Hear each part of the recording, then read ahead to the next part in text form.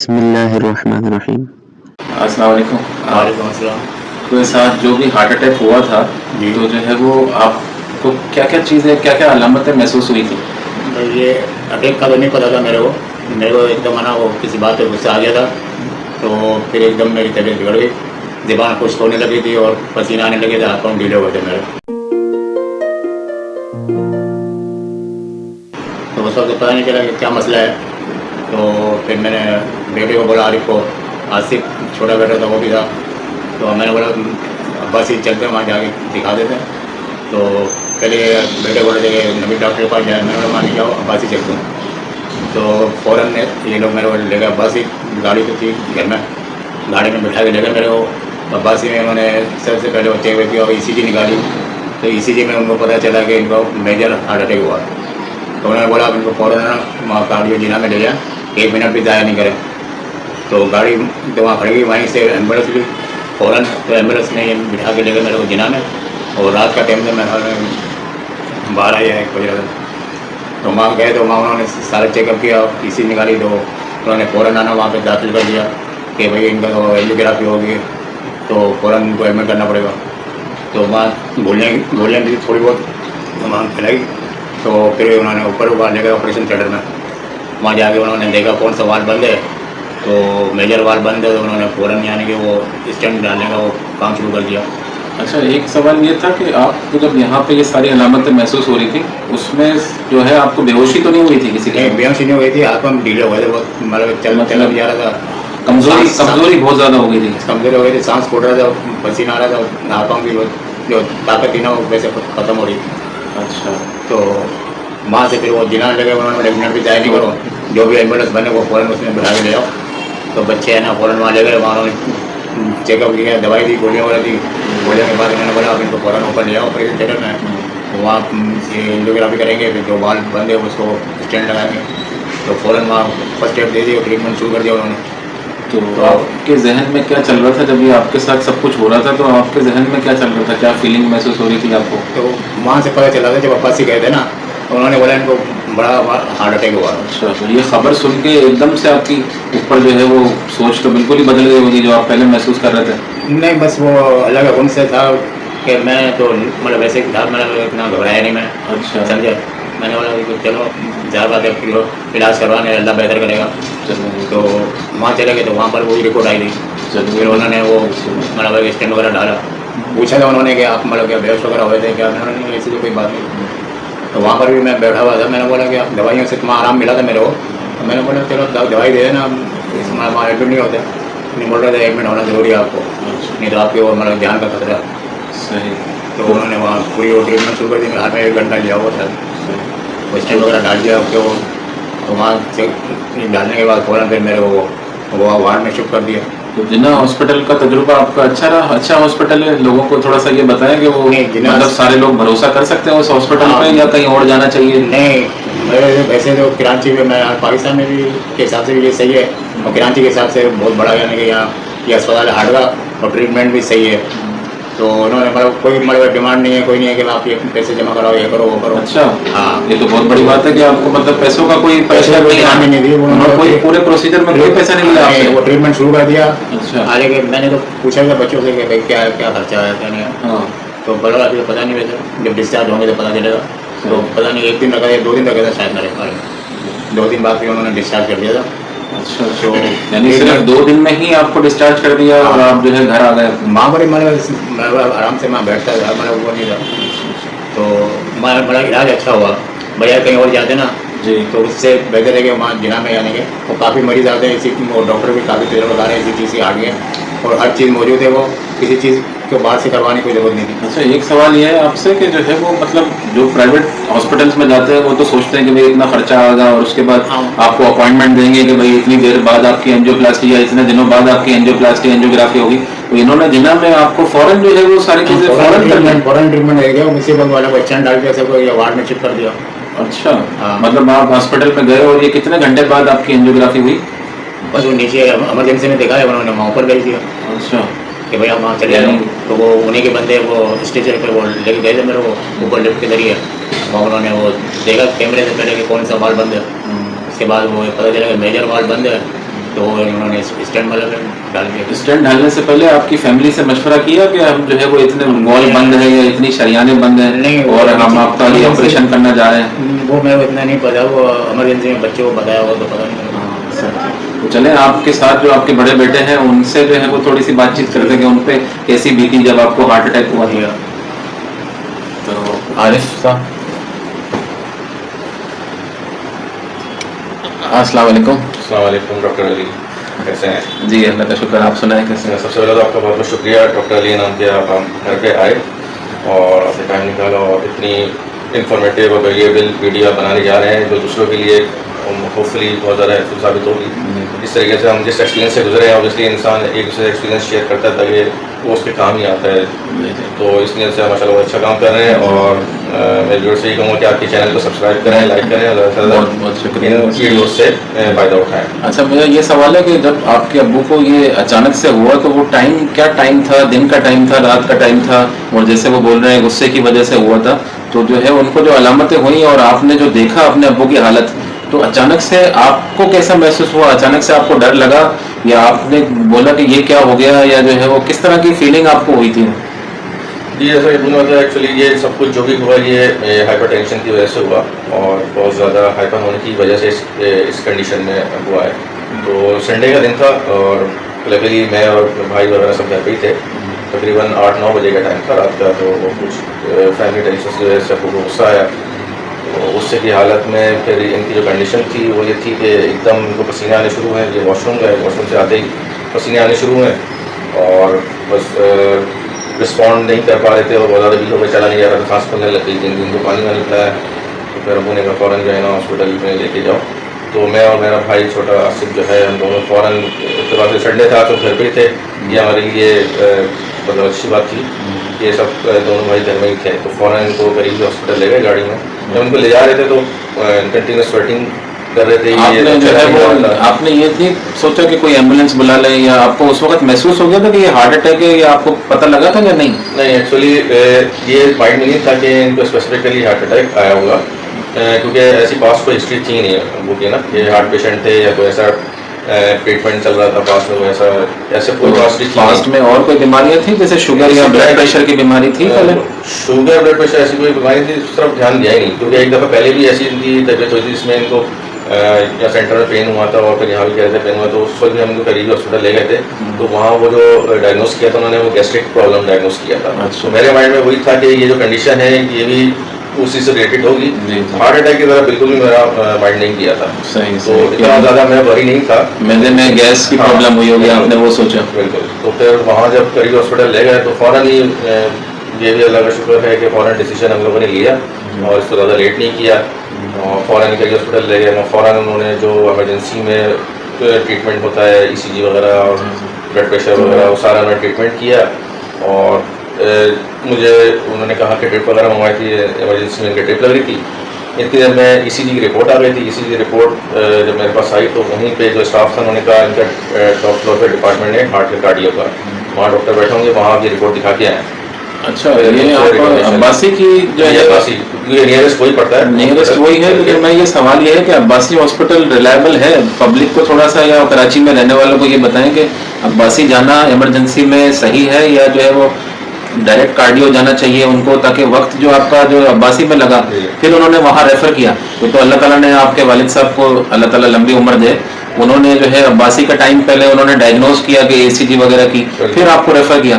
तो जो है वो आप पब्लिक को जो आम लोग हैं उनको क्या मशवरा देंगे कि ऐसी अलामतें हों तो डायरेक्ट कार्डियो जाना चाहिए या अब्बासी जाना चाहिए? अच्छा, कार्डियो स्पेसिफिकली तो एक वो हार्ट रिलेटेड इंस्टीट्यूट है या हॉस्पिटल है, वो तो स्पेसिफिक हार्ट डिजीज से रिलेटेड है। तो मेरे माइंड में ये नहीं था कि स्पेसिफिक कार्डियो ही जाना है या इनको जैसे अलामत मुझे पता नहीं था कि हार्ट अटैक इनको आया है। तो मेरे जहन में तो ये था कि नियरेस्ट कोई भी हॉस्पिटल है जनरल इमरजेंसी में पहले वहाँ लेके जाएं। आपके एरिया में आपकी लोकेटेड जहाँ लोकेटेड है आप वहीं पे आप देखिए नियरेस्ट जो भी हॉस्पिटल है फर्स्ट एड के लिए, यानी आप वहीं पे आप लेके जाएं।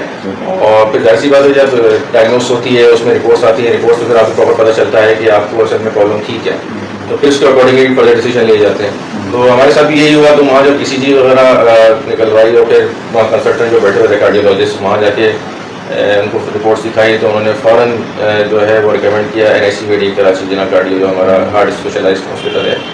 تو ان کے کمنٹس مجھے آج بھی یاد ہے. انہوں نے یہ کہا تھا 1 سیکنڈ بھی ضائع نہیں کریں اور فوراً نیئرسٹ سے کوئی بھی ایمبولینس ہے اس میں آپ ایمبولینس میں اٹھائیں اور فوراً جنا کارڈیو لے کے جائیں. اچھا, جب یہاں پہ ایک سوال ہے کہ جب آپ کو بتایا کہ ہارٹ پہ اٹیک آیا ہے تو آپ کی کیفیت پھر کیا تھی؟ اچانک سے آپ کو کیسا محسوس ہوا کہ آپ کے والد صاحب کو اتنا میجر بڑا اٹیک ہوا؟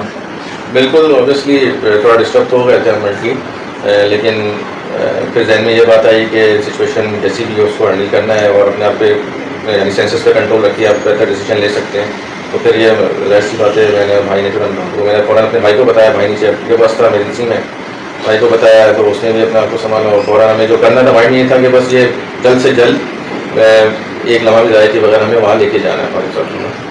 اور یہی ہوا کہ ہم نے بیڈ سے اسٹریچر پہ شفٹ کیا اور باہر ایک ایمبولینس خالی تھی تو وہیں پہ ہم نے ایمبولینس میں شفٹ کر کے فوراً جنا کارڈیو لے گئے. اور وہاں پہ ان کا اپنا ایک پروٹوکول تھا ایمرجنسی کا جنا کارڈیو کا, اوبیسلی انہوں نے اپنے پروٹوکول کے حساب سے ڈیل کیا. اچھا, ایک سوال میں آپ کی بات کاٹ رہا ہوں لیکن یہ پوچھنا ہے کہ فائنینشیل ایک ٹینشن ہوتی ہے بچے کو اچانک سے کہ بھائی یہ اتنا میجر ہارٹ اٹیک ہوا تو وہاں پہ کتنے پیسے خرچ ہوں گے. تو بہت سے لوگوں کو یہ نہیں پتا کہ وہاں پہ علاج فری ہے یا یہ جو ہے وہ, تو اس طرح سے کیا گائیڈ کریں گے لوگوں کو؟ بالکل مائنڈ یہ تھا جب ایمبولینس میں ہم جا رہے تھے تو پتہ تو چل گیا تھا ہمیں کہ ہارٹ اٹیک ہے. ان کا ٹریٹمنٹ کا بھی تھوڑا بہت اندازہ تھا کہ کیا ٹریٹمنٹ کس طریقے سے ہوتا ہے ہارٹ کا ٹریٹمنٹ اور کتنا ایکسپینسو ہو سکتا ہے. یہ چیز تو مائنڈ میں تھی, لیکن یہ نہیں پتا تھا کہ وہاں پر اتنا مطلب فلیکسیبل انوائرمنٹ ملے گا. فائنینشلی اسپیکٹ سے ریلیٹڈ بات کر رہا ہوں. تو ٹوٹل ہاسپٹل نے کتنے پیسے لیے آپ سے؟ یہ 2 دن آپ کے والد صاحب ہاسپٹل میں رہے, ان کی اینجیوگرافی ہوئی, اینجیوپلاسٹی ہوئی اور جو ہے وہ 2 دن کے اسٹے کے بعد چھٹی تک آپ سے اس جنہ ہاسپٹل نے ٹوٹل کتنے پیسے لیے؟ ہاں میں آپ کو وہی بتاتا ہوں کہ ہم لوگ جب ایمرجنسی میں ابو کو لے کے گئے تو ہوپفلی ایمرجنسی میں لوگ یہ کہتے ہیں کہ بھائی آپ یہاں رجسٹریشن کروا کے آئیں یا یہ فائل بنوا کے آئیں پیشنٹ کی ایڈمن میں جا کے.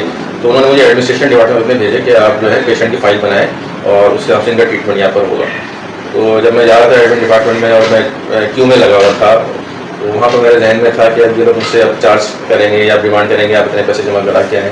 تو یہ چیز میرے ذہن میں تھی لیکن میں نے ان سے پوچھا نہیں, بس پروسیجر میں نے ہونے دیا. اور بس میرے ذہن یہ تھا کہ کب مجھ سے پوچھیں گے آپ یہ پیسے اتنے جمع کرا کے آئیں. اچھا, تو الحمدللہ کہ بس وہ پروسیجر بھی ان کا چلتا رہا, رجسٹریشن بھی ہو گئی, فائل وغیرہ بھی بن گئی اور دے did not demand even a single penny. یہ آج کل کے ٹائم میں, آج کل کے دور میں 2021 میں جو ہے وہ بہت بڑی بات ہے یہ تو. بالکل اوبیسلی, اور جیسا ہمیں پتہ ہے کہ پاکستان میں تو علاج ویسے ہی بہت مہنگا ہوتا ہے اور یہ اسپیسیفک ہارٹ ڈیزیز سے ریلیٹڈ مطلب میں ریکمینڈ کروں گا اچھا ہاسپٹل ہے جہاں اسٹاف ویل مینٹین یعنی پیشنٹ کو ٹریٹ کرتے ہیں.